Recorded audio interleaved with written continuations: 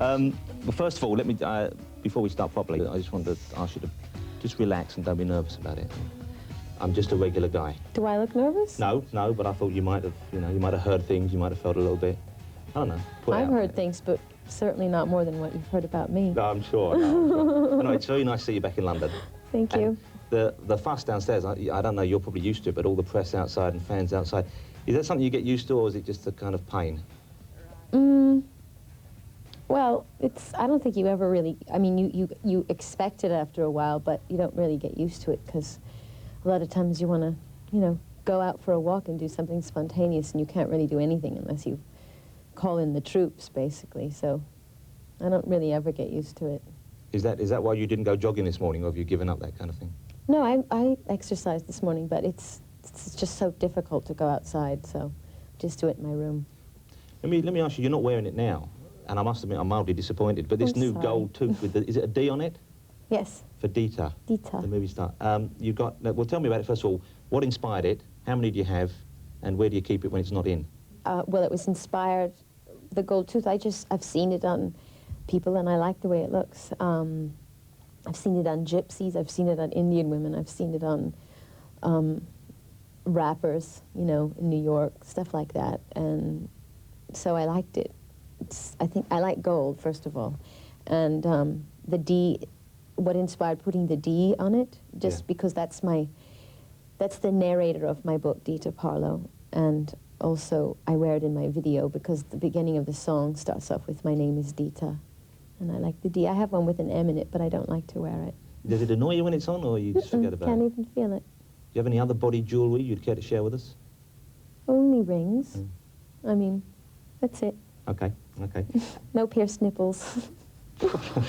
Thanks for sharing that, even if you don't have any. You ever thought about that? I've thought about how painful it must be, and I've never want to do it. That's about it. Let me talk a little bit about the way your career's gone, because I remember the first time I saw you on television ever in this country, you came over to do the Tube television show. Yeah. And I looked at that clip recently, and it's a very different looking you. Yeah. I mean, everything, physically, in the way you dress, the way you move, and just the look, there is... I've changed. You have changed enormously. And for the better, I like to think. Oh, I'd like to think that, too. If we took the holiday, took some time to celebrate, just one day out of life, it would be so nice. Everybody spread the word. We're gonna have a celebration all across the world.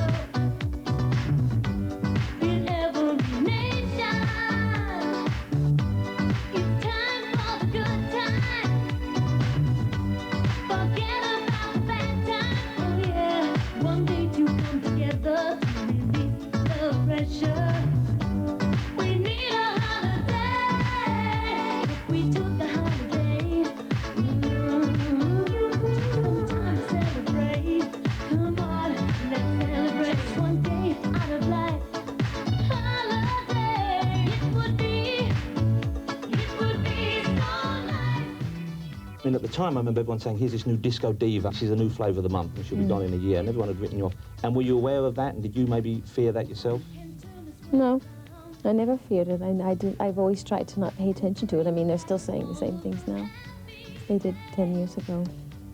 I just know more about life, period, I mean, because I do what I do, I've been exposed to so many different kinds of people and culture, and I know more.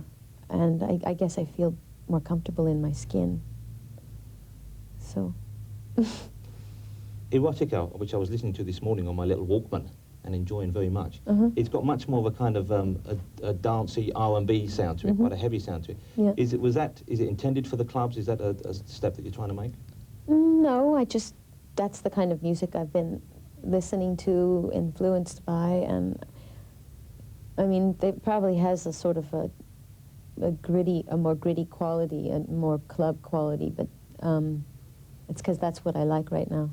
Yeah. There are a lot of, I mean, it's a very sexy album. Is it? Yeah, I think so. Good. Not all of it, but most of it. But some songs more than others, and there are a lot of kind of anatomical references. Now, when you're writing that kind of stuff, are you writing that for yourself, or are you writing that with some kind of impact, impression that you want to make? I like, when I write music, I like to write them like, in my mind, there's a little movie playing, and I always envision scenarios and characters, and of course, it's not always something that I've experienced, but I always say it in the first person, so it seems like it's a personal thing. And they're just usually ideas that amuse me. I mean, sometimes they're things that I think are erotic.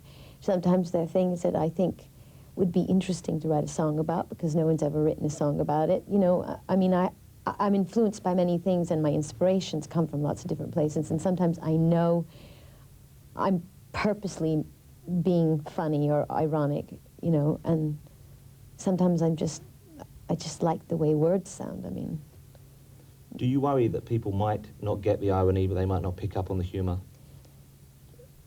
Not really. I mean, everyone's not going to, you have to be intelligent to get the humor. You have to be sophisticated, and I know everybody isn't, so some people will get it and some people won't.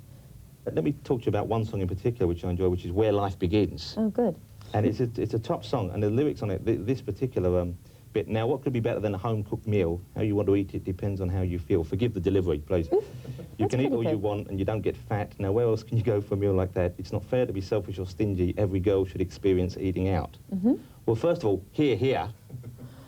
Meaning you agree with it? When I heard it, I was shouting, author, author. I gave you a standing ovation. I was on the train at the time. But there's a message there, and it's a funny song as well. Well, it's innuendo, too, because first it's the implication that girls like to go out. It's like if you say, I like to eat out tonight, it could be taken as I like to go out to a restaurant. So there's like the surface of it, right? There's the surface meaning, and then, of course, hopefully, the majority of the people will get that it's also a sexual reference, and I truly believe that every girl should experience eating out, in both cases, sexually and in restaurants. And for the or two, sometimes the two could meet. Yeah, they could be combined. Have to be in a very liberal restaurant, of course. Absolutely. Got any tips on the frequency that we're talking about here? On a regular basis. Absolutely. I mean, it's implicit, the sexual innuendo, the references there.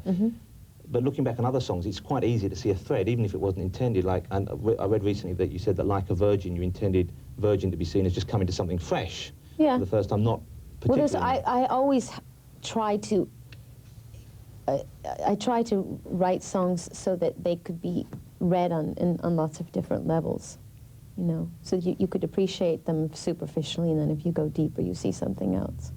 You worked very successfully with Prince. You had a duet with Prince, and there was a lot of talk, of course, at one time of you working with Michael Jackson.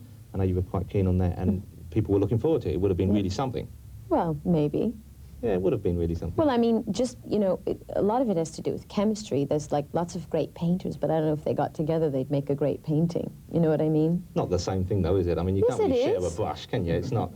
Well, I don't know. I mean, Andy Rembrandt and Warhol got Picasso together going. with Keith Haring and made paintings, and they were great. Yeah, I suppose so. Yeah, that is. Okay, you got me there. But so you weren't happy. Was it the chemistry that caused it to fall apart then? Well, it's not that I was unhappy. I mean, it was an experiment. He called me. He wanted to write a song with me. I mean, he approached me, and I was, like, curious.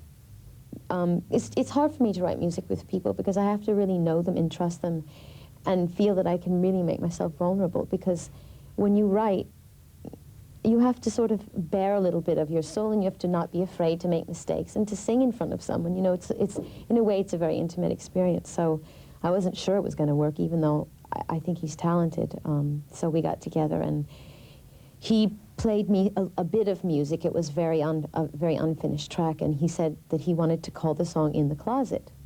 And I said, really? Well, hold it a second before we go on there. What exactly was he referring to there? Well, wait, that's what I'm getting to. I said, you want to call the song In the Closet? And he said, yeah. And I said, well, do you know what that implies?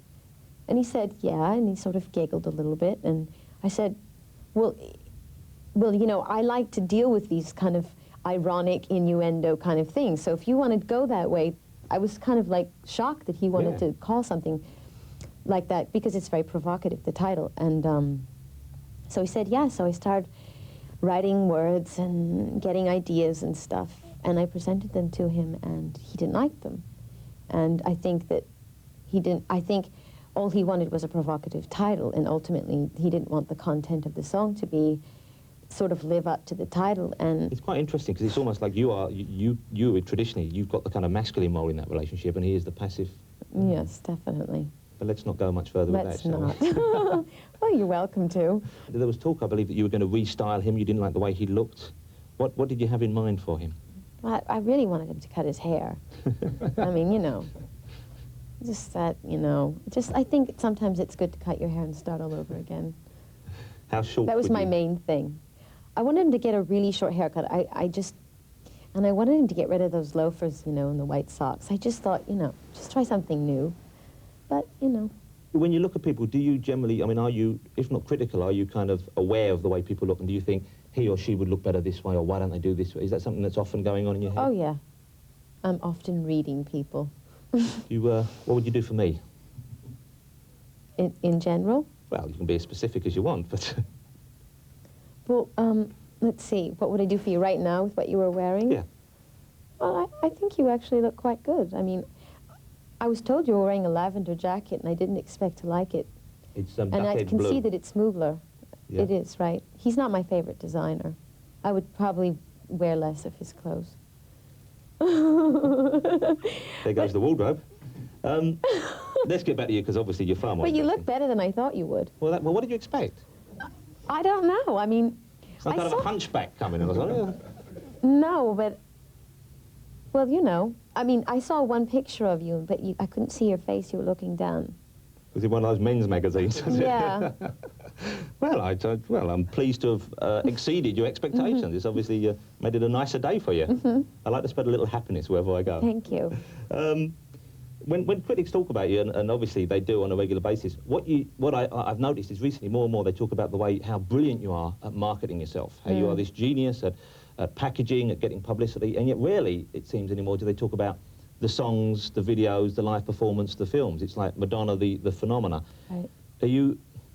Is that something that bores you? Is that something that actually Yes, you I feel think it's depressed? boring, but I think it's what it is a reflection of society, because I think the subject matter that I deal with, because it usually is about taboo subjects, people are so frightened of my ideas that they try to undermine my actual talent or any artistic value that may be in any of my work, and just say, oh, she's just doing that to shock people, or oh, oh, look, she's changing her look again, oh, she really knows how to manipulate the media. But the fact is, if that's all I was good at doing, I don't think people would be paying attention to me for this long.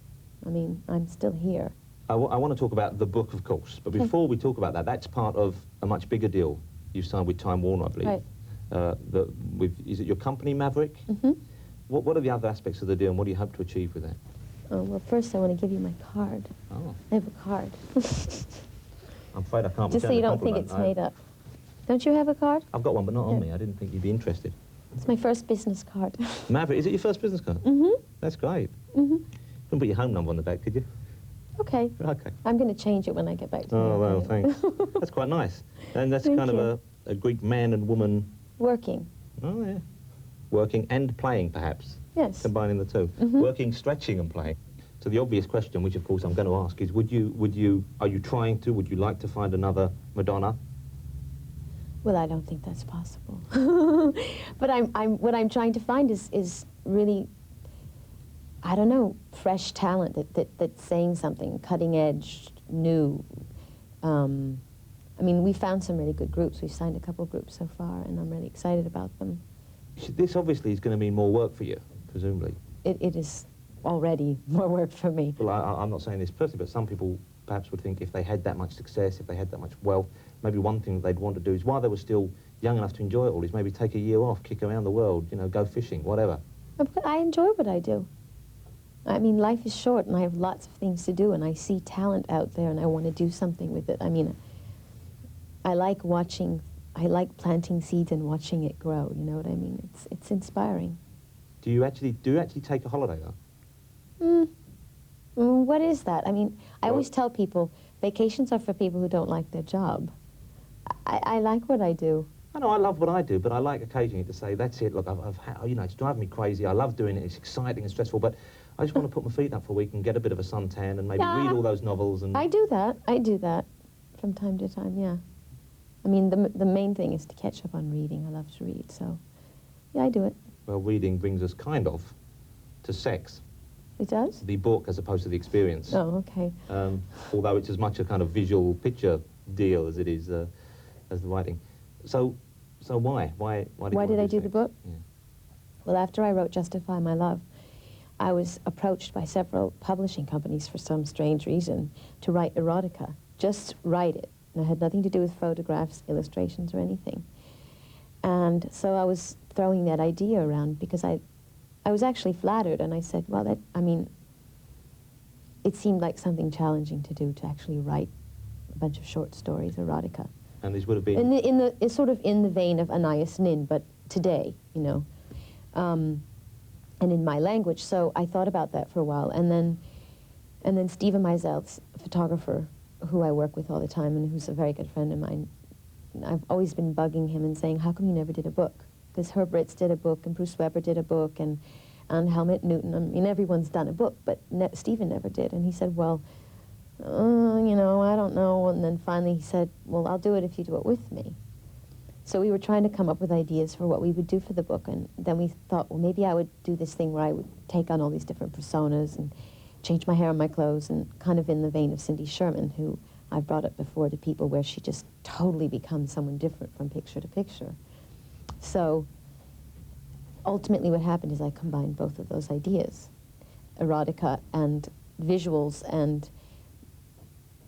and that's what it is. It's a book of erotic fantasies, in the words of, as told by Dita Parlo, a character, and she kind of takes on different personas and different characters, and that's it. And there's pictures also. The pictures sometimes go with the text, and sometimes they stand alone, and that's it. It's dealing with something, obviously it's dealing with sex and sexual fantasies, and that's just that. Did it arouse you to actually do it, or does it arouse you to look at the book now? Oh, no. I mean, no, not really. I mean, did it arouse me to do it? In the writing sometimes, yes, because when I was writing, I was trying to think of things that I thought were erotic, not necessarily things that I'd experienced firsthand. I don't think I'd have the time to, but... Well, see, there you go. You could take a holiday. No, but sometimes the writing would, and what I would do is I would write stuff. I would write short stories and things, and I would give them to my friends to read, and then I'd say, does this turn you on? And then they'd bring it back to me and go, this is really hot, whatever. And I actually got lots of input from all of my friends, because it was hard for me, because I couldn't be objective about it. It was more fun than erotic. It was silly, you know. And, but I had a good time making it. I wouldn't say that I was sexually aroused while I was making it. Now the book's finished, I look at it and I think it's a work of art, and I'm very proud of it, but I'm already on to new things in my life. So, I mean, that goes for my album too. It's, you know, you work on something for so long, it's like a movie, and then it's sort of, you have to take a break from it and come back to it. If we can stay with it for a little bit longer, though, which things, presumably it changes depending on your mood and whenever, but which parts of the book are you proudest of? Which parts do you like the most? The writing is what I'm proudest of. Any particular vignette, short story, fantasy? Oh, my short stories are my favorite. The short story that takes place in the dressing room of Ralph Lauren is actually my favorite short story. You haven't read it, have you? Well, I've speed read it. Oh, you can't do that. You see, I can't. Well, we were locked in a room. We were given an hour, you know, and I couldn't enjoy it properly. Well, you have to read the text, because it's ultimately, you can understand the book because the text is really funny. And the pictures take on a new meaning when you read the text. Yeah, they're pretty good on their own, though. I mean, you know. Thank you. Do you find is it strange talking about, because here we are, I'm talking about essentially photographs of you in sexual situations, you in the nude. Yeah. Does that, I mean, because it feels mildly strange to me. It's quite a pleasant strangeness, but it feels Why mildly... is it strange? Well, because I'm talking to someone I don't know about their physicality, Yeah, their but I'm playing sexuality. characters. It's theatrical to me. I mean, it's like a movie. Even though I could do a love scene in a movie and feel nothing for the person I'm actually doing the scene with. That's what acting is. And I've played this role and the movie has an effect on people, but it's not really a life I've actually lived. But you see, as a consumer, what I read into the book, what I want to read into the book is that, yes, this woman who I've seen for years is aroused. That's part of the appeal, I think, from, you know, maybe it's just me. And but- it's because I personalize everything I do, and I think people truly believe that that everything I say or sing about or whatever is very personal. So therefore, is it not strange I'm a good at all? storyteller. But is it not strange them realising that myself and the other guys, when they get to see it here and other people throughout the country, will think, yeah, this is, despite the disclaimer in the front, this is fantasy, and it's like, we still want to believe it's you. And people are still going to think, But why do you this think that is? Madonna. See, I can't be objective. Why do you It's the way want we to are as believe? consumers, and it's the way we have access to you. The only way we have access to you is what you present to us. And if you're presenting sexually charged photograph and literature, then we're going to see that. And obviously that is a facet of your personality, but it's something that I desperately want to believe is happening for real. Why? in there. But why? Because I want to be excited by it. And to be But when excited you- by it, but, I need to think it's you. Right. If I I think wonder it's what you- that means. Well, if I think it's you playing a role, I think if people think, here's someone pretending to be having a good time, frankly, it's not that It's not that interesting. I'm pretending to have a good time. It's just that, you know, where's the line between fact and fiction? I mean, Martin Scorsese can make a great movie about a bunch of thugs and guys that, you know, kill people for a living, and I'm sure that he understands the essence of that, and he makes those movies the best because it's a life he knows and understands, but I don't think he actually had to go out and kill people to understand it. No. So, I mean, there's something of myself in everything, but it would be unfair to say that it's exactly me and I lived all of these things. I don't know if maybe it makes people feel safer to know that it was me that actually experienced it. And it doesn't really matter to me because ultimately what's important is that somehow that you are influenced by it, affected by it, that somehow it touches you in some way, and whether you think it's my own personal experience or not is irrelevant to me. Let me ask you if I can. I'm not going to get bogged down in the specifics of it, but there's one thing that recently was in our newspapers because of a member of Parliament who was indulging in it, which is toe sucking. And I believe the popular usage is shrimping. Shrimping? I believe shrimping is the I term. haven't heard that term. Shrimping, I know them all. I heard. Is this... I'm being flattered, aren't I? Is this you, in the photograph, you're sucking someone's toe, and I believe that's the cover of the album as well, is it? Oh, it's the back cover. The back Yeah. cover. Is this something that you actually find easy to do, enjoyable to do? No, actually, I'd rather have my toe sucked. So it's better to receive than to give? Yeah, unfortunately. If it came to it, I think I would rather suck your toe than have you suck mine as well. Really? Well, I guess we'd have to look at each other's feet to know that. But curiously, and I'm not saying this just to be frivolent and show busy, but I did spend longer cleaning my toes this morning Did you? than I normally do. And that's the kind of impact you're having on me at the moment. Oh. Well, have you ever had your toe sucked? No. It's a wonderful feeling. I don't really feel the need. I think there's probably... Why? Do you wait, okay, stop. Frankly, if someone's anything- prepared to Wait, do that for stop. me... Do you like having your fingers sucked? Come on now, everybody digs that. You know, maybe not really, I don't know. Do you like having any other part of your body Yes, sucked? yes. There's an affirmative in there somewhere trying to get out. Well, it's kind of like that, I think. I mean, the great thing about your toes being sucked is that it's not something, you know, I mean, toes, they're always, I mean, you stand on your feet all day, they're sweaty, they're enclosed in socks and shoes, and it's kind of exotic, you know what I mean? You're not doing a great Strange. job of selling this to me. Ah, okay, well, But you see, I I can- enjoy it, that's all, Yeah. I mean, Well, I can see it on the I giving... know other people that enjoy I it. give to you. I choose not to receive. Okay. It's very big of you. So, okay. I could talk all day about it, though. So could I. Can I talk about something else, which isn't specific in the pictures, in the photographs in the book, but it's in the text, which is, you talk about anal sex. I do? Oh, yes. I talk about it one time. Once was enough for me. Whoop! Logged in there for life. And I can't remember, perhaps you would give me the quote, but the statement was something It's a along the joke, lines it's a joke. It's Dita, there's a through line in the book where Dita's talking to her doctor. And he says, do you think, as if you come into the middle of a session of analysis, he says, well, do you think it's possible to experience pain and pleasure at the same time. And it's meant to be witty. And I say, yeah, that's what ass fucking is all about. Am I getting bleeped right now? No, I think we'll probably leave that in. Demonstration will be a problem, but we can talk about it. I'll say. There's a It's a joke. It's a joke. No, it's being received as one. I just had to ask you because obviously it's in there and it's one of the more provocative jokes in the book. Yeah.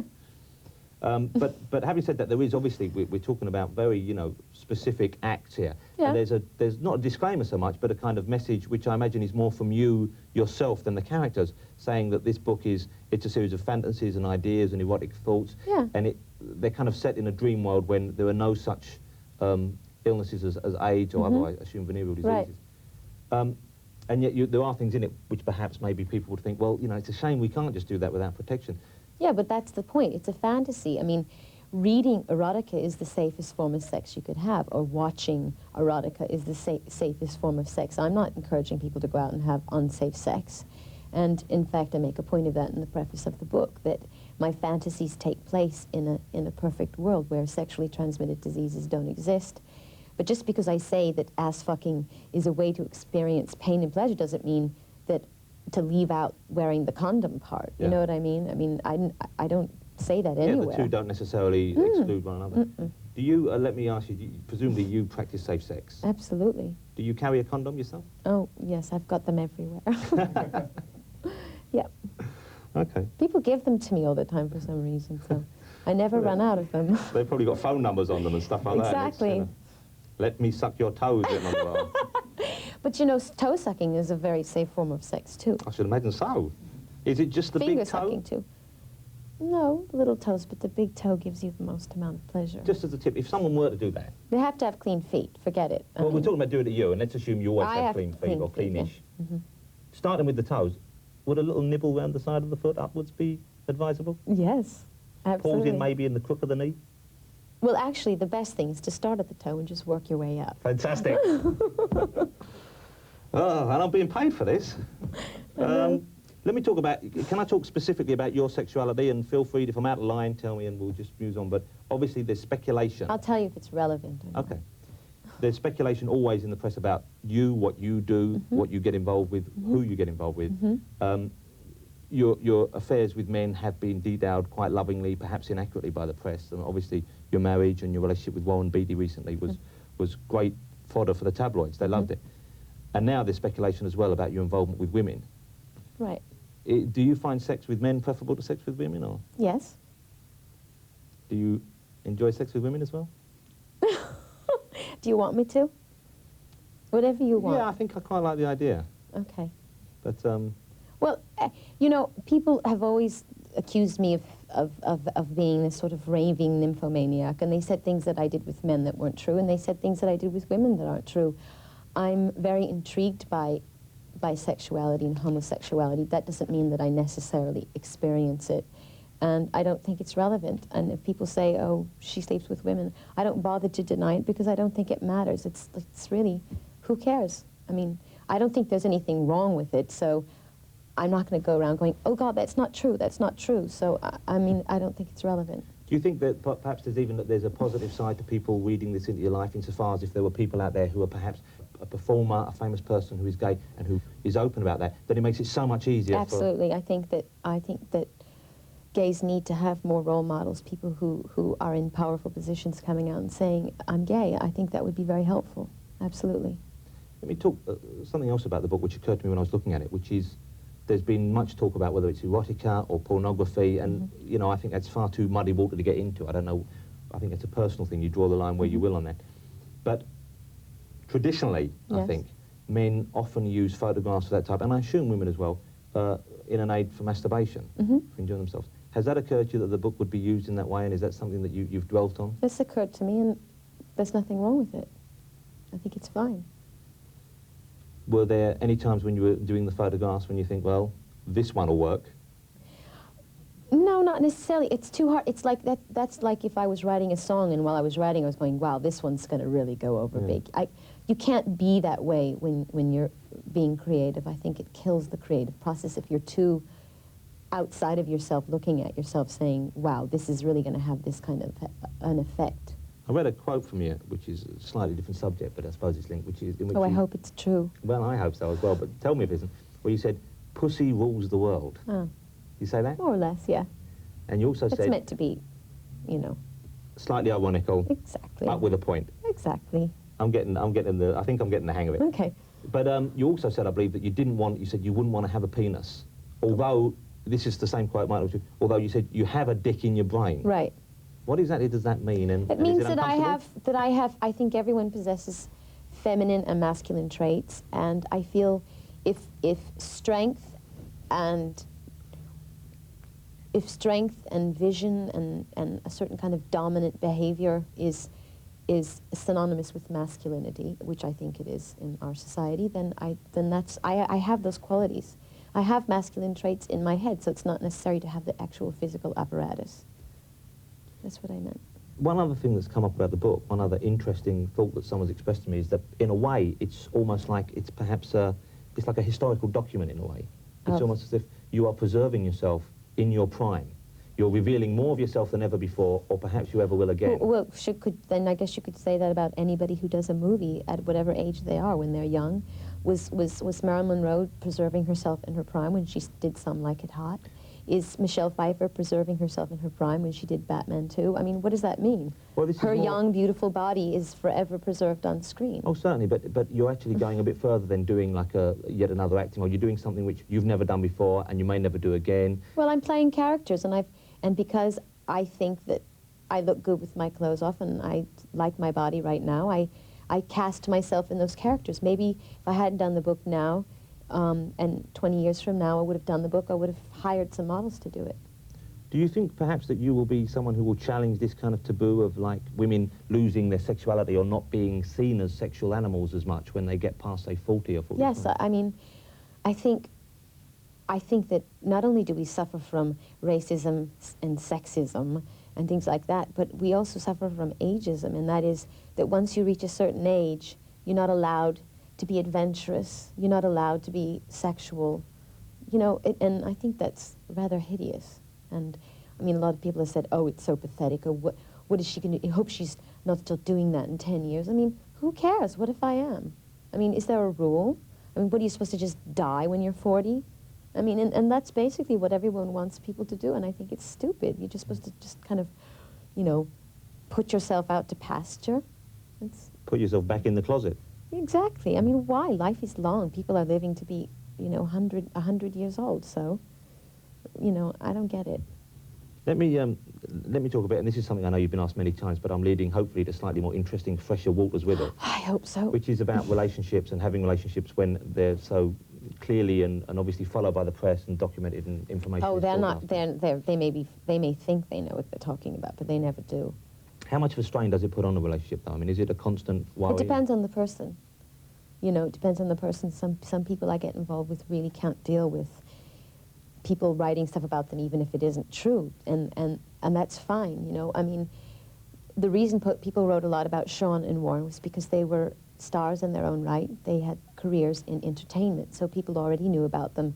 There's lots of other people that I get involved with that aren't in the entertainment business and nobody really knows about them, and for that reason I try to keep their names unknown, because it's not a life they've chosen, you know, so I don't think they necessarily would know how to deal with it the way somebody who's already had, you know, things that they've done reviewed and criticized. I mean, you start to get a thick skin, and you know when someone's taking a shot at you and when they're not, and people who can't handle it generally don't last with me, because, and I respect that, you know. I mean, I've been out with people and they've been in a car with me, and there's tons of fans around, the car's being rocked, and I can see they're about to have a cardiac arrest, you know what I mean? They just can't deal with it, and I understand that.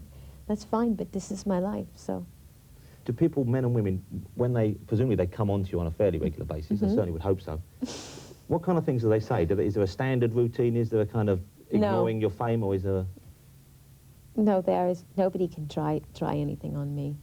I'm too clever. What kind of lines do you normally hear? I don't hear lines. I don't. Okay, so when something happens, when it kicks, obviously this kind of I mean, no one's come up to me and said, haven't I seen you somewhere before? Or nice toes. Oh dear, I don't know. I mean, I guess the people that if you want to attract my attention, I think the best thing to do, if this is what you're trying to find out, is to basically ignore the celebrity side of me, because if I can tell at all that someone is awestruck by me, then I know that it's not me they're interested in, it's my persona, you know. Are you a monogamous person, do you think? Is that something that, is that a If lifestyle? I'm in love with someone, yes. Hmm. Why? Because when you're just with one person, there's a kind of intimacy that grows from that, and you get to know somebody, and someone gets to know you in a way that nobody else has, and it's a good feeling. It's something to accomplish and achieve, I think. You mentioned Warren Beatty earlier, of course, or well, I probably brought him up. And a lot of people were surprised when you started that relationship with him, I think, because obviously he had this reputation as this kind of womanizer. Well, I have a reputation too. Not quite as, I don't think yours is quite as depressing. Well, okay. I mean, his, I think, stuck, you know, I always thought- Probably because he had it for so long. Yeah, that's what it just seemed a bit sad, I think. It kind of had outstayed its welcome. But that's just me, I'm talking like that, you know, this guy who seemed to... Was there part of, was that part of the appeal, though? Did you think, and this sounds like a terrible cliche, and perhaps it is, but did you think perhaps I can tame this man if I want to? Not at all. When I met Warren, I thought he was one of the most intelligent men I'd ever met in my life. He's experienced a lot. He knows a lot about a lot of things. And when I met him, I said, here's a person I can learn something from. That's it, really. I mean, I know he had a history, but I know that a lot of that is what people made up about him. And the fact of the matter is he was involved with some very interesting, intelligent women. I mean, they weren't a bunch of bimbos, and they all were very independent women. They didn't want to get married and settle down and have children, so that has a lot to do with it. Yeah. And no, I didn't think of it at all. I didn't think, oh, I'm going to tame him. No, I mean, that's not my style. Yeah. Do you think you could have if you wanted to? Tame him? Well, what does tame him mean? I don't know, do what Annette Bening seems to have done. Sure. Sure. Hmm. Yeah, that could have been me. Do you feel regret that it isn't? No. I'm pleased to hear you say that. Sure. One of the things, obviously, that you're known for, and you obviously spend a lot of time doing, is helping to raise awareness about AIDS, about people who are HIV positive, and the way society deals with them. And I know there was a rumour that came up a while ago, someone started a rumour that you were HIV positive, and you dealt with it in a very clever way, I think. You came out and said, if this is the kind of stuff that I have to put up with, so be it. You know, it doesn't matter. But I'm curious, if you were to find yourself HIV positive, how would you deal with it? How would you deal with it in terms of the press and the world? Well, I would certainly say that I was. I mean, I can't go to the bathroom without everybody knowing about it. Plus, I don't think it's anything to be ashamed about, and that's one of the problems with AIDS, is that it's like, you know, people are made to feel that they're lepers and that they have to go and hide in a cave somewhere. I think that the most important thing that I could do is to make an announcement and say that I was HIV positive, and then the next thing would be to stay as healthy as long as possible. That's what I do. It seems to be not just AIDS, but also just sexual politics, right? Because it would seem to be a very hot issue in America now. Is the political arena something that interests you? I mean, would you want to endorse a candidate over and above just voting for them? Would you go on the trail for someone, do you think? If I really, really felt passionate about them, it's possible, yeah. Absolutely. And who will you vote for this time out? Clinton, absolutely. Is that because you believe in him, or because the others are just such a poor choice? Well, just put it this way, it's time to get a Democrat in the White House, and he's not my ideal kind of a Democrat. There are a lot of things about his campaign that I don't feel good about, but it's the best thing. It's the best possible situation as far as I'm concerned, so I heartily endorse him. One final thing, and I know you've been asked this before as well, but I'm going to ask you anyway, because, you know, it's something that people always, I think, when they read about you and think about you, which is your mother. Yes? And you talk about what memories you have of the time with your mother. But yours is a remarkable life. I mean, you do lead a very strange life, don't you? Would she understand it, do you think? Would she approve? Would she like it? How would you share it with her if she were alive? Who knows? I mean, she hasn't been around for so long. I don't know right now.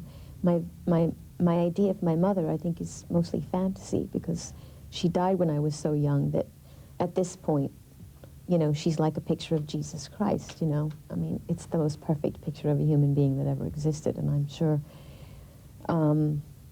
if my mother were alive that she would love me and accept me for whatever. I mean, that's the way my father is, and I don't know if she would necessarily agree with everything I did, but she would be my mother, and she would love me.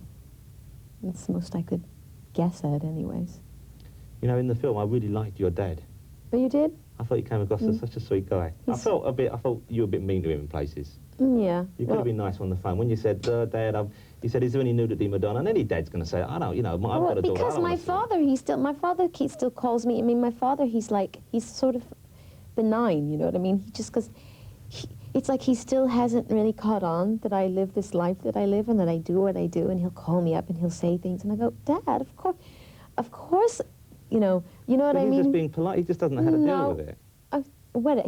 He's very sweet, but I mean, for my father to call me up and see if he could have more than 2 tickets to one of my shows, please. It was a little affected, I understand.